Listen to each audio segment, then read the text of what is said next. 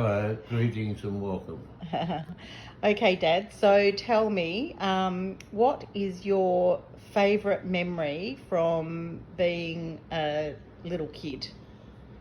I think getting out of the infectious diseases hospital, I contracted scarlet fever Oh, when I was gosh. about 4 or 5. Heard it off. It was a very infectious disease then. It was not really able to be treated with antibiotics because they didn't exist then. Wow. So they carted me off in an ambulance to Fairfield Infectious Diseases Hospital, where I was bedded down for like about 6 weeks. And the highlight of the whole show was when I got out of there. Gosh, that would have been an ordeal. It was actually. I had to learn to walk again because I'd been in bed for 6 weeks, and Far out. so they had to teach me to walk. I didn't even know that, Dad. Yeah. Anyway, I remember a nurse called Molly put me on her shoulders and walked me down to a sort of a bathroom and gave me a bath and then dried me off and dressed me up, and I could hear my mum's voice in another room. So I was screaming out, I want to see my mum. Oh. And then they opened the door and there was Mum and Dad standing there, and it was probably the best memory I had of those days. Wow, gosh. What was your favourite toy to play with? A Spitfire Little plane car? made out of, no, a Spitfire plane yeah. made out of tin. Oh, yeah. They were all the go then. They used to have a propeller that spun around. Uh-huh. It was good fun. I had a couple of those over the period of a few years. Yeah. And what about your first day at school? What was that like going to? My first day at school was okay. Mum took me, of course, and it was a hot day.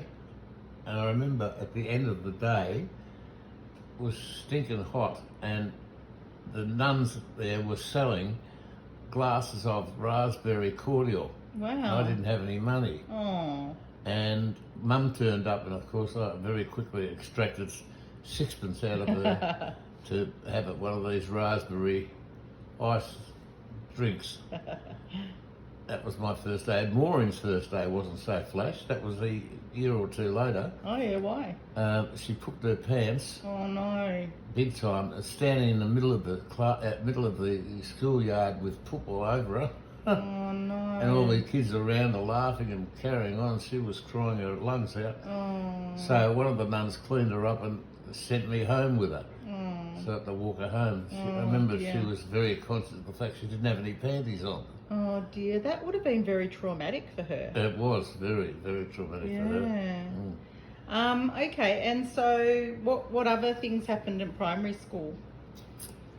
What I other was memories bullied you a got? bit, and Dad taught me how to box. So when I went to the brothers' school at St Peter St Paul's in South Melbourne, they took me out of the front of the class, put the boxing gloves on me, and I had to fight this other kid. Oh my gosh. And I beat the crap out of him. Oh wow. And from there on, I wasn't scared of other kids, and they were a bit scared of me. So it turned out well. Oh wow. Gosh. So what other memories have you got from your early years? Being carted off to a little old hospital called Prince Henry's in St Kilda Road to get my tonsils out. Oh. That was all fun. I came home and all I could eat was ice cream for a couple of days. And what about, remember that when your mum left Pop? Yeah. Tell me about that. Well, having some sort of a blue, I think mainly relating to his band. They used to practice the band in the lounge room, which was far smaller than this room. There'd be drums, saxophone, the piano, and Uncle Harry with his violin. And they used to practice nearly every night. Wow. Of course, us kids, we would be awake most of the time. Yeah, right. I remember they took me out of there. I came in there and they sat me on top of the piano. Looked at him, isn't he beautiful? You know, Oh. that was nice. And I think that played havoc with Mum. Yeah, right. So the next thing I know, we're all in a taxi. We're heading towards Port Melbourne to a ship called the what was it called? It doesn't matter. Where we were shipped off to Tasmania because Mum had some friends down there, and we stayed in Tasmania for a few weeks. I remember going to school there, and then for some reason we all went back to Melbourne. We flew back to Melbourne on a DC-3. That was pretty exciting for a kid those days, flying an aeroplane. Yeah, it would have been. And we got back to Melbourne and Mum finished up renting a place in Curtin Street, Fitzroy, a house that she'd somehow or other found. And we started going to school at a church school in Nicholson Street, St Bridget's school. Anyhow, Maureen and I were going to school there. One day I saw Dad in the schoolyard. And I thought, this is not good. How did he find me there? So I went hiding so that he wouldn't find me. And he was with his sister Thelma. And the next thing I know, Maureen and I are being carted off by them to sort of use us as pawns to get Mum back with him. That wasn't a very pleasant side of life. From there on in, I didn't have much regard for my father. Yeah, right. It played on me for the rest of my life, actually. Yeah, that's hard, Dad. Yeah. Anyhow, eventually we got back together. Mum agreed to come back to him, so they let me loose, and Maureen. That's very distressing. Yeah, it wasn't the best because... Was Uncle Frankie and Auntie Jeanette born then? No, Frankie was, but Jeanette wasn't. Yeah, right. Jeanette came many years later. Yeah, right. This all happened in the mid-40s. Maureen was born early 50s. Jeanette? Jeanette, I mean. Yeah. Yeah. Oh, wow. And so what about secondary school? What were some of your memories from secondary school? My schooling memories are not brilliant. Right. Every year I was second last in the class. Oh, no. The reason why I wasn't last is because the last kid was a bit touched, a bit mental, right. And so that's why I didn't finish up last. Gosh. But so I hated school, couldn't handle it, and going off to secondary school, which was St Joseph's in Fitzroy. It was 1954 year. I couldn't get out of school quick enough. So I talked my father into letting me become a butcher in his butcher shop. And I left school before I was 15. Wow. But then you took yourself through night school, didn't you? Yeah, well, after 5 years of butcher shops, I came to the conclusion that I didn't want to be one of these blokes getting up at 3 and 4 o'clock in the morning. Yeah. To put your hands all over cold meat in the frosty day. So I decided to chuck that in and become a salesman. Sorry, I'm just going to rest this here. So I sold vacuum cleaners door to door for a few years. Yeah. And what happened there?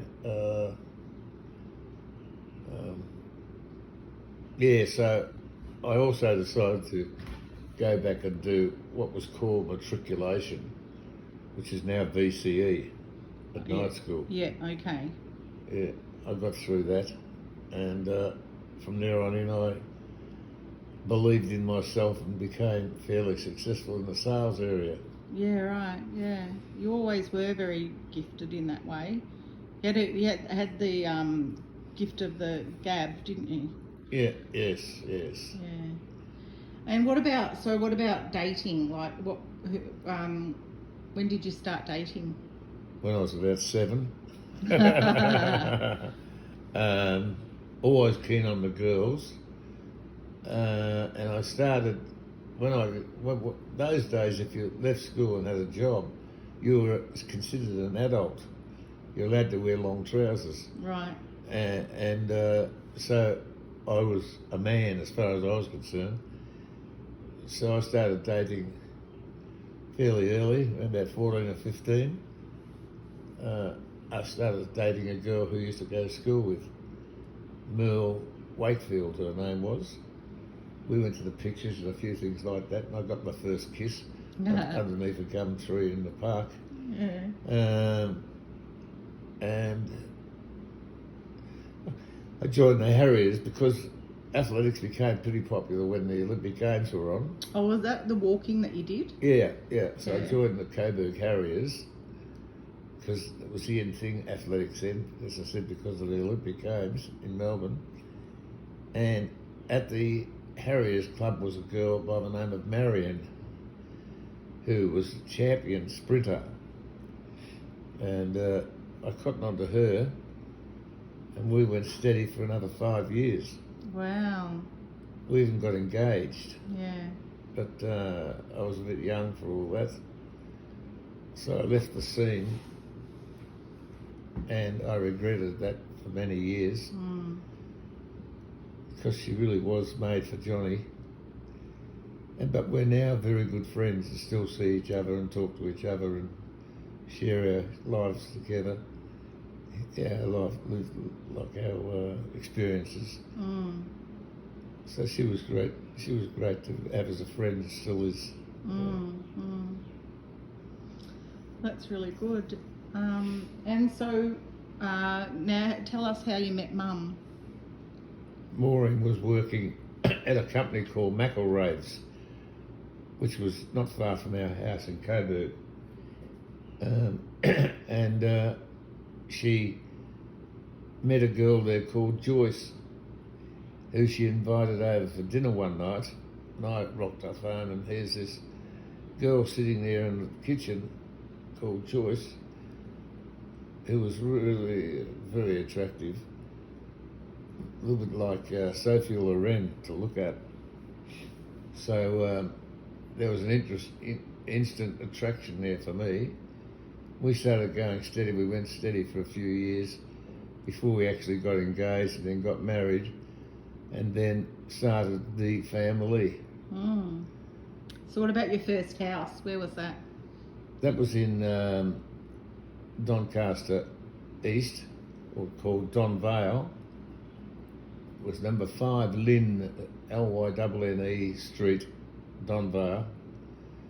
And that was our first purchase of a house.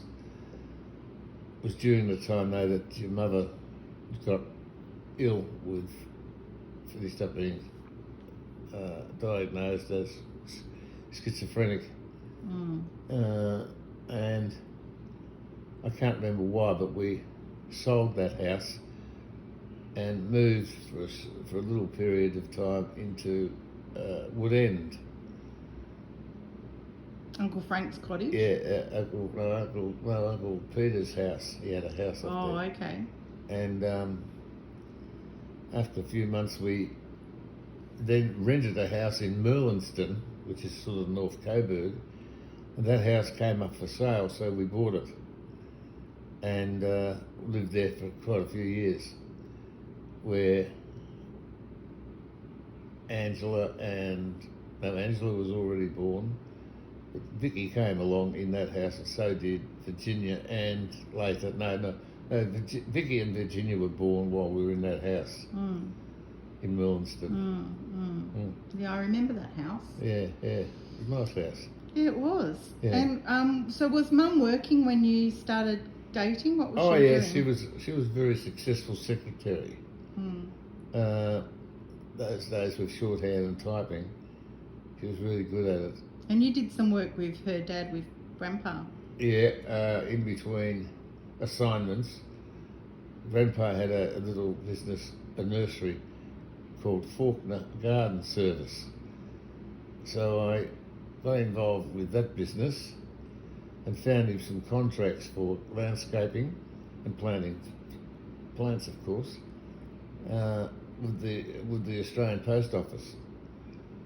And he kicked off then, and Frank joined it, and they finished up having a pretty good business. It went on for a few years. You did some work at Tullamarine Airport too, didn't you? Yeah. I won the contract there. Yeah. To do the planting of shrubs and bush plants and so forth.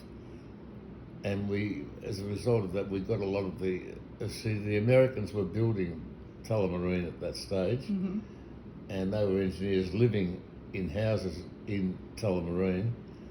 So a lot of the people who were working for the construction of the airport, we got their garden jobs. So we had all these houses that we did as well. Okay, so then from Merlinston, what happened after that? Well, I finished up getting a job as marketing manager for a company by the name of M.E. Hogg. They were in Cheltenham, which was a fair drive from Merlinston to Cheltenham every day, so it made sense to buy a house in that area. So we sold Merlinston at a profit, good profit, and we didn't buy a house straight away. Because your mother wanted to get herself involved in a salon, what do you call it? Boutique. A boutique, yeah, selling dresses and so forth. So she found this place in East Brighton that had a accommodation at the back, which was quite neat but very small. So she opened the business and did pretty well there for a while. And we lived in the back where Rachel came along. And so what happened after that? Well, your mother got sick again, was carried off to hospital once more. So the business fell apart, of course. And when she got out of hospital, I don't know how she did it, but she actually sold the business to another woman. She didn't make much money out of it, but she got some money for it. And then she was hell-bent on living in the hills with the nature. So she found a house. No, but before that we went to Black Rock. Oh, yeah, well, yeah, after she sold the business, we had nowhere to go, so we rented a house in Black Rock, which was on the beach road overlooking the bay. It was quite lovely. And in the meantime, she found this house in Sassafras, and subsequently we bought that house and moved there. So you were still working at M.E. Hogg at this stage? Yes. And was Mum working when we were in Black Rock? No, she wasn't well enough to do that. Right, okay. Okay, and so then you moved to Sassafras? Oh, by the way, she also got a job when we were living in Merlinston. She got a job as an English teacher at Lowther Hall, which was a girls' Anglican secondary school. Yeah. She did pretty well as a teacher. Yeah, okay. What was your question? So then you went to to Sassafras. Yeah, that was a nice place, beautiful. And I left M.E. Hogg stupidly to start my own consultancy business, which really didn't work out. Never had enough money. Eventually we had to move out of Sassafras due to the fact we were nearly broke, and we moved to Port Melbourne. Why did you end up in Port Melbourne from Sassafras? I don't know, your mother found the place for some reason. She liked it. Can't remember why. Were you guys having marriage problems before you moved to Sassafras? Oh, yes. Oh, before we moved to Sassafras, no. No, sorry, before you moved to Port Melbourne. Oh, yeah, we were. Yeah. Marriage was on the rocks, really, Yeah. due to all the problems that we'd had. Yeah. So, anyhow, so we moved to Port Melbourne, and your mother got ill again. And You went back to working with Pop, didn't you then? The butcher shop? yes, that's right.